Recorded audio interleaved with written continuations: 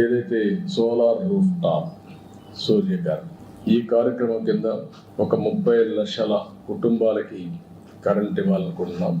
దాన్ని కూడా క్లియరెన్స్ ఇవ్వమని చెప్పి అడిగాను. ఇది డిమాండ్ డ్రివన్ ప్రోగ్రామ్ కాబట్టి మీరు ఎంత చేసి అంత ఇస్తామని చెప్పారు. దాని ప్రకారం మ్యాక్సిమం వెళ్తున్నాం. ఇది కూడా క్లియర్ చేయడం జరిగింది. అందుకే కాన్స్టిట్యున్సీకి మినిమం 10,000 రూఫ్ టాప్ సూర్యగారి కింద ముందుకు పోతున్నాం. ఇది కూడా వార్ ఫుటింగ్లో ఎస్పెషల్లీ వీకర్ సెక్షన్స్కి ఎస్సీ ఎస్టీ ఫ్రీగా ఇస్తాం. గవర్నమెంట్ ఆఫ్ ఇండియా ఇచ్చేదే కాకుండా బీసీలకు అదనంగా ఒక 20,000 రూపాయలు అదనంగా ఇస్తాం. దీన్ని పెద్ద ఎత్తున టేకప్ చేస్తాం.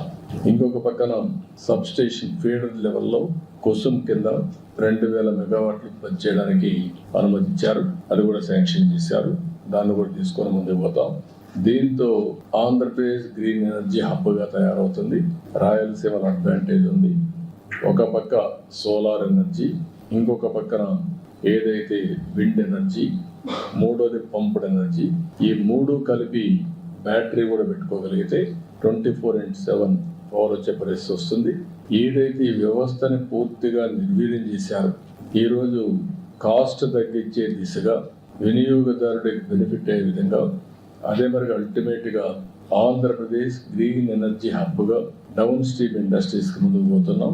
రాయలసీమ అయితే గ్రీన్ ఎనర్జీ ఉత్పత్తి చేయడానికి వస్తుంది.